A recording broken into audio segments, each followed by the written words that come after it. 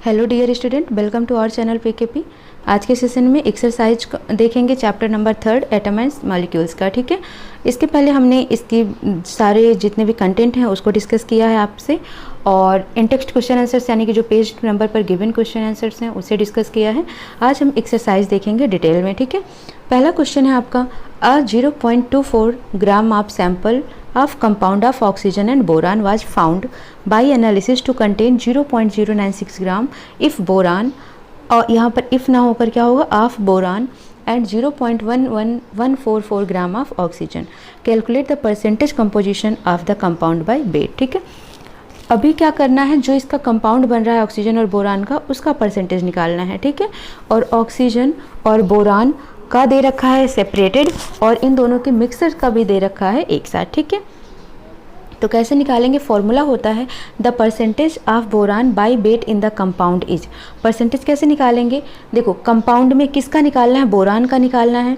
तो बोरान कितना गिवन है, टोटल 0.096। ठीक है, और अगर टोटल सैंपल की बात करें, बोरान और ऑक्सीजन कितना गिवन है आपको, 0.24 ग्राम, दोनों कंबाइंड होकर। तो मैथ में भी आपने पढ़ा होगा परसेंटेज में कि अगर ए की वैल्यू निकालनी होती है, ए प्लस बी है 2, तो इसमें ए का परसेंटेज निकालना होता है तो A divided by A plus B into 100 हम करते हैं। ठीक है, और b का परसेंटेज निकालना होता है तो v divided by a plus B into 100 करते हैं। ठीक है, ऐसे किसी की शेयरिंग की भी बात करते हैं कि किसका कितना शेयर लगा हुआ है इसमें, तो वहाँ पर भी हम ऐसे ही करते हैं। तो यहाँ पर जब हमको बोरान का फाइंड आउट करना होगा तो बोरान का mass divided by sample of mass, ठीक है, मास ऑफ सैंपल, इन दोनों का इंटू 100% इंटू 100। ठीक है, तो बोरान गिवन है आपको 0.096 और मास ऑफ सैंपल गिवन है 0.24 इंटू 100, और इसको सॉल्व कर लेंगे हम तो आ जाएगा 40%। ठीक है, इसी तरीके से ऑक्सीजन का निकालेंगे तो ऑक्सीजन का मास दे रखा है 0.144 और टोटल सैंपल का मास दे रखा है 0.24, तो इसको डिवाइड करके 100 से मल्टीप्लाई करेंगे तो कितना मिल जाएगा आपको, 60% मिल जाएगा। क्लियर हो गया। अब हम क्वेश्चन नंबर 2 देख लेते हैं। When 3 gram of carbon is burnt in 8 gram of oxygen, 11 gram of carbon dioxide is produced, what mass of carbon dioxide will be formed when 3 gram of carbon is burned in 50 gram of oxygen, which law of chemical combination will govern your answer। देखो clear सी बात है, carbon जब मिलता है oxygen के साथ तो बनता है कार्बन डाइऑक्साइड। कार्बन का रेशियो है 3 रेशियो 8, तो ये बन रहा है 11 ग्राम। उसके बाद फिर से कह रहा है कि कार्बन कितना दिया, 3 ग्राम, और ऑक्सीजन कितना है यहाँ पर 50 ग्राम। ठीक है, तो 50 ग्राम में से अगर आप 8 ग्राम ले लेंगे तब भी यहाँ पर कार्बन 3 ग्राम होगा तो ऑक्सीजन 8 ग्राम ही होगा, और कितना कार्बन डाइऑक्साइड बनेगा, 11 ग्राम बनेगा। रिमेनिंग कितना रह जाएगा, 42 ग्राम ऑक्सीजन रिमेनिंग रह जाएगा, जो कि रिएक्ट नहीं करेगा। ठीक है, ये किस लॉ को फॉलो कर रहा है, यहाँ पर लॉ ऑफ कांस्टेंट प्रोपोर्शंस को फॉलो कर रहा है। ठीक है, तो आप इस आंसर्स को नोट कर लेंगे। 3 gram of carbon react with 8 gram of oxygen to produce 11 gram of carbon dioxide. If 3 gram carbon is burnt in 50 gram of oxygen, then 3 gram carbon will react with 8 gram of oxygen. Means 3 ग्राम हमेशा 8 gram oxygen से ही react करेगा। Remaining 42 gram of oxygen will be left unreactive. In this case also only 11 gram carbon dioxide will be formed. The above answer is governed by the law of constant proportion. Question number 3 है, what are polyatomics ion, give examples. ठीक है, पॉलीएटॉमिक्स का मतलब आपको याद रखना है जिसमें पॉजिटिव और नेगेटिव चार्ज ज़्यादा होंगे, यानी कि मीन्स मोर देन 1 होंगे। A polyatomic ion is a group of atoms carrying a charge positive और negative. For example ammonium ion, तो आपको NH4, यहाँ पर आपको 4 दिख रहा है। ठीक है, 4 तो दिख रहा है, ये भी आपको क्लियर है। मीन्स यहाँ पर एटम्स भी 2 हैं। ठीक है, 2 एलिमेंट्स हैं N और H। ठीक है, और इनमें एटम्स भी कितने हैं, 5 हो गए। ठीक है, 1 N का और 4 हाइड्रोजन का। हाइड्रोक्साइड आयन, इसमें भी आपको 2 दिख रहे हैं। कार्बोनेट आयन, सल्फेट आयन, तो ये क्या हैं, ये सारे ही पॉलीएटॉमिक आयन कहलाते हैं। Right the chemical formula of the following. Magnesium chloride, तो मैग्नीशियम को Mg लिखिए, क्लोरीन को Cl लिखिए। क्लोरीन की बैलेंसी 1 होती है बिकॉज इसका एटॉमिक नंबर 17 होता है, 287 लिखेंगे। मैग्नीशियम का 12 होता है तो 2 लिखेंगे तो यहाँ पर 2 आ जाएगा। क्रॉस मल्टीप्लाई कर दें आप Mg1Cl2 तो MgCl2 फॉर्म्ड हो जाएगा। ठीक है, सेम ऐसे ही कैल्शियम ऑक्साइड का हम देखेंगे तो कैल्शियम यहाँ लिखेंगे, ऑक्सीजन यहाँ लिखेंगे। ऑक्सीजन की वैलेंसी 2 होती है, कैल्शियम की वैलेंसी 2 होती है, क्रॉस मल्टीप्लाई करें तो ये बन जाएगा Ca2O2। ठीक है, दो दोनों जगह है तो ये क्या बन जाएगा CaO। कॉपर नाइट्रेट का CuNO3, नाइट्रेट का होता है 1, कॉपर का होता है 2, क्रॉस मल्टीप्लाई कर देंगे कॉपर नाइट्रेट बन जाएगा। ठीक है, एल्यूमिनियम क्लोराइड AlCl3, क्लोरीन का 1 होता है, एल्यूमिनियम का 3 होता है, क्रॉस मल्टीप्लाई बनकर एल्यूमिनियम क्लोराइड बन जाएगा। कैल्शियम कार्बोनेट का Ca और कार्बोनेट का CO3, कार्बोनेट का कितना होगा, कैल्शियम का होता है आपका 2882। ठीक है, तो कैल्शियम का हो गया 2, कार्बोनेट का हो गया 2, क्रॉस मल्टीप्लाई करेंगे 2 से 2 कैंसिल हो जाएगा, CaCO3 आ जाएगा। क्लियर हो गया। तो इस तरीके से आपको लिखना है और मैंने इसको आपको बता भी रखा है वीडियोज़ में कि कैसे आपको बनाना है। ठीक है, give the name of elements present in the following compounds, कौन कौन से एलिमेंट्स प्रेजेंट हैं। तो आपको पता होगा कैल्शियम ऑक्साइड, इसको क्विक लाइम के नाम से जाना जाता है, फर्स्ट चैप्टर में ही है ये। ठीक है, और आपको केमिस्ट्री में पढ़ने को मिलेगा 10th क्लास में भी क्विक लाइम के बारे में। तो यहाँ पर CaO को बोला जाता है, कैल्शियम ऑक्साइड को क्विक लाइम बोला जाता है। तो इसमें कौन कौन से एलिमेंट पार्टिसिपेट कर रहे हैं, कैल्शियम और ऑक्सीजन। तो आपको यहाँ पर लिखना है calcium and oxygen. Hydrogen bromide, तो यहाँ पर आपको HBr लिखना पड़ता है। तो इसमें कौन से एलिमेंट्स हैं, हाइड्रोजन है और ब्रोमीन है। ठीक है, बेकिंग पाउडर, तो बेकिंग पाउडर का फॉर्मूला याद होना चाहिए, सोडियम बाइकार्बोनेट। इसे क्या बोलते हैं, सोडियम बाइकार्बोनेट, NaHCO3। तो Na means sodium, H means hydrogen, C for carbon, O for oxygen. तो यहाँ पर 4 एलिमेंट प्रेजेंट हैं। ठीक है, नेक्स्ट है पोटेशियम सल्फेट K2SO4। तो K क्या हो गया, पोटेशियम, S क्या हो गया, सल्फर, O क्या हो गया, ऑक्सीजन। तो यहाँ पर कितने एलिमेंट प्रेजेंट हुए, 3 एलिमेंट्स प्रेजेंट हुए। तो बच्चों आपको फार्मूला याद होगा तो आप आसानी से इसे कर जाएंगे। क्वेश्चन नंबर 6 वेरी ही सिंपल है, बस आपको समझने की ज़रूरत है। Calculate the molar mass of the following substances. सबसे पहला आपको दिया है इथाइन, इथाइन का फॉर्मूला होता है C2H2 जो कि आपको गिवन भी है। अब आपको जब मोलर मास निकालना होता है तो सबसे पहले इन दोनों का मीन्स जो भी एलिमेंट्स गिवन होंगे उनका एटॉमिक मास यूनिट आपको पता होना चाहिए। कार्बन का एटॉमिक मास यूनिट 12 होता है, हाइड्रोजन का 1 होता है।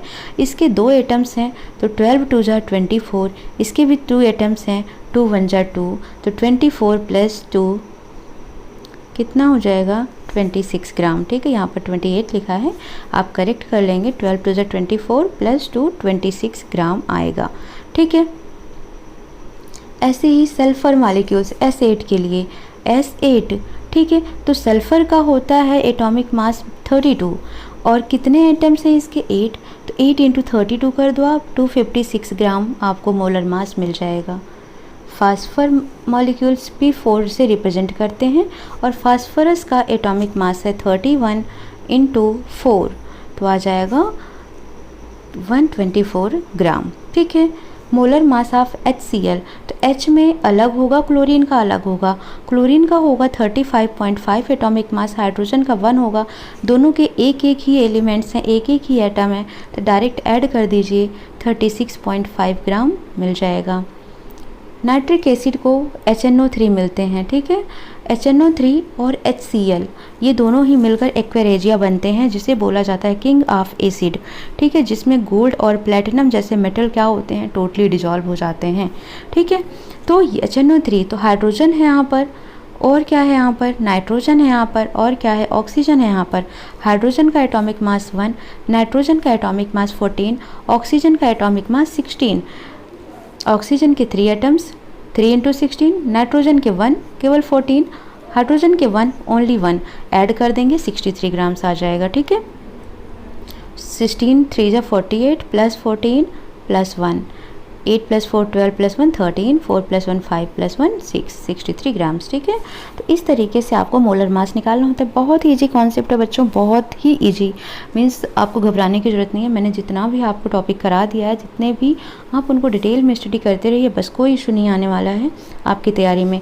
और हाँ, ये मत सोचना कि पेपर नहीं होगा, प्रमोट कर दिया जाएगा, एक्सेट्रा एक्सेट्रा। ठीक है, तो इसमें क्या होगा, आपकी नॉलेज बहुत ही कम हो जाएगी। तो पढ़ाई मस्ट है, पढ़ाई आप करिए। Without education nothing is possible in this world, you can nothing achieve in this world without education. ठीक है, सो एजुकेशन इज मस्ट, आपको करना ही पड़ेगा। अब हम करते हैं क्वेश्चन नंबर 7 की ओर। What is the mass of 1 mole of nitrogen atoms. ठीक है, 1 मोल ऑफ नाइट्रोजन, तो नाइट्रोजन एटम्स में कितने एटॉमिक मास होते हैं, 14 होते हैं। 1 मोल की बात हो रहा है तो आप क्या करेंगे, 14 यूनिट। ठीक है, या 14 ग्राम लिखेंगे। 4 मोल ऑफ एल्यूमिनियम एटम, तो एल्यूमिनियम एटम का एटॉमिक मास दिया है 27, तो 4 मोल है तो 4 × 27 कर दीजिए, 108 ग्राम आ जाएगा। 10 मोल ऑफ सोडियम सल्फेट, सबसे पहले आप क्या करें, सोडियम सल्फेट का निकालें। ठीक है, Na2 + SO3। ठीक है, अब यहाँ पर सोडियम के 2 एलिमेंट्स हैं, 2 एटम्स हैं, तो 2 × सोडियम का कितना होता है एटॉमिक मास, 23। सल्फ़र का 1 है तो यहाँ पर सीधे 32 लिखें। ऑक्सीजन के 3 हैं तो 3 × 16 करें। ठीक है, अब इनको जब प्लस करेंगे, 16 3 × 48 + 32 + 46 ऐड कर देंगे, 8 + 2 + 6 16, 4 4 8 + 1 9 + 3 12, 126 ग्राम आ गया सोडियम सल्फेट का। ठीक है, सोडियम सल्फाइड का। लेकिन कितने मोल्स के लिए निकालना है, हाउ मच मोल्स के लिए, 10 मोल्स के लिए। तो आप क्या करेंगे, 126 में 10 से मल्टीप्लाई कर देंगे, 1260 ग्राम करेक्ट आंसर आ जाएगा आपका। समझ आ गया होगा। क्वेश्चन नंबर 8 की तरफ चलते हैं। कन्वर्ट इनटू मोल, ये देखो ग्राम में गिवन है, आपको मोल में कन्वर्ट करना है। सीधे सीधे समझ आ जाना चाहिए, आपको डिवाइड करना है। 12 ग्राम ऑफ ऑक्सीजन गैस, तो ठीक है, अब याद रखना आपको 1 ग्राम ऑक्सीजन के लिए हम कितना देखते हैं, 32, तो 12 और 32 को डिवाइड कर दीजिए, कितना आ जाएगा, 0.375 मोल आ जाएगा। ठीक है, 12 ग्राम ऑफ वाटर, तो पहले आप क्या करें, वाटर के लिए निकाल लें, H2O, तो H के लिए 2 × 1, ऑक्सीजन का 16 + 2 कितना हो जाएगा, 18 gram. 18 gram of water is equal to 1 mole, तो 12 ग्राम दिया हुआ है तो 12 डिवाइडेड बाई 18। ठीक है, ओके, तो आप इसको डिवाइड करके आप आंसर्स देख सकते हैं। ठीक है, ऐसे ही 22 ग्राम ऑफ कार्बन डाइऑक्साइड, तो 22 ग्राम के लिए अगर हम देखते हैं, देखो यहाँ पर ये गलत लिखा हुआ है, आप लोग इसके थोड़ा सा संभल के रहिएगा। मीन्स ये है यहाँ पर 20 ग्राम ऑफ वाटर बोला है इन्होंने, 20 ग्राम नहीं, आपसे क्वेश्चंस पूछा है किसने का, 12 ग्राम, तो आपको क्या लेना पड़ेगा बच्चों, 12 ग्राम ही लेना है। ठीक है, 20 नहीं करना आपको।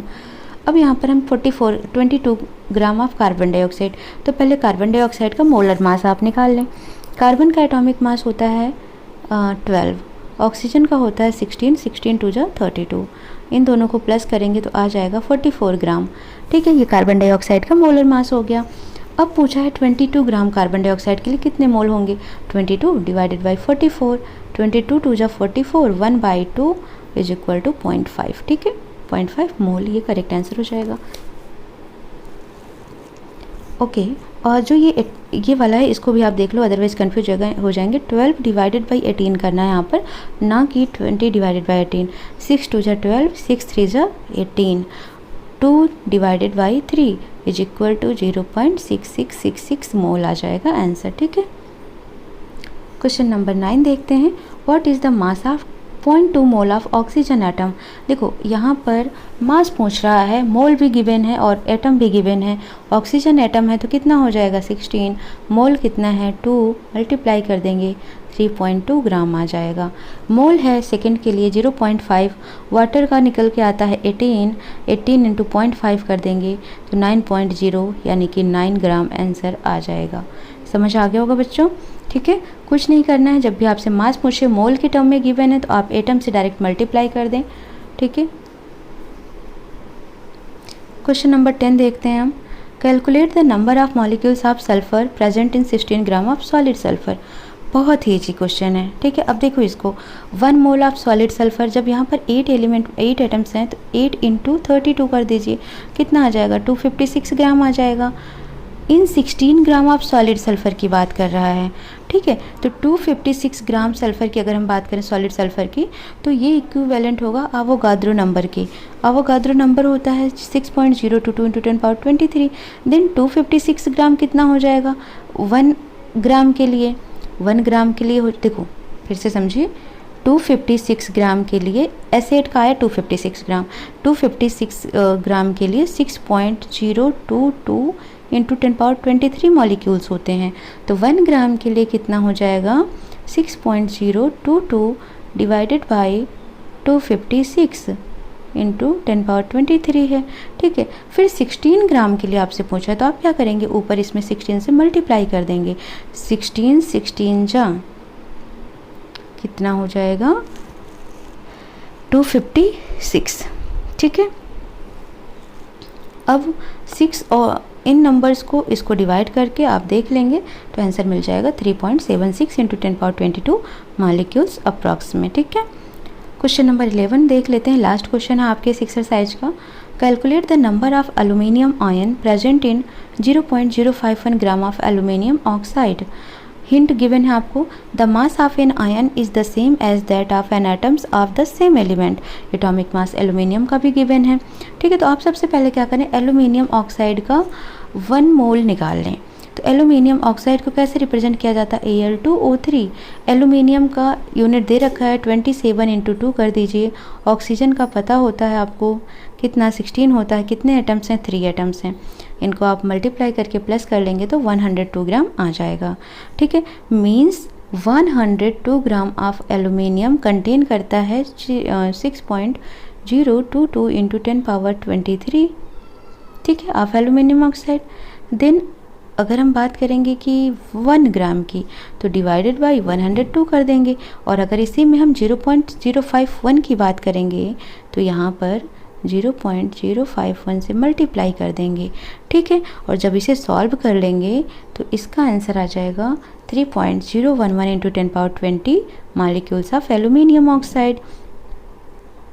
The number of aluminium ion present in 1 molecules of aluminium oxide is 2, ठीक है। Therefore, the number of aluminium ion present in this molecules of aluminium oxide is equal to 2 × जो भी आपका ये नंबर आया है मल्टीप्लाइड इज इक्वल टू कर देंगे आप, ठीक है। तो आंसर आ जाएगा, क्योंकि यहाँ पर एल्यूमिनियम के कितने आयन्स प्रेजेंट हैं उसको चेक करना है। तो एल्यूमिनियम्स के 2 मॉलिक्यूल्स प्रेजेंट हैं, तो आप उनको मल्टीप्लाई कर दीजिए, जितने मॉलिक्यूल्स एल्यूमिनियम ऑक्साइड के आए हैं उनसे आंसर आ जाएगा, ठीक है। तो ये आपका लास्ट क्वेश्चन था। तो इस तरीके से बच्चों आपकी कंप्लीट एक्सरसाइज मैंने डिस्कस कर दिया है। अगर कोई डाउट आता है तो आप कमेंट बॉक्स में ड्रॉप करिएगा। और नेक्स्ट वीडियोज़ में हमें नेक्स्ट चैप्टर देखने को मिलेगा विद लॉट्स ऑफ एनर्जी, और आप अच्छे से स्टडी करिए, ठीक है। आई विश आप अच्छे मार्क्स गेन करें। मिलते हैं नेक्स्ट क्लास में। Thank you so much.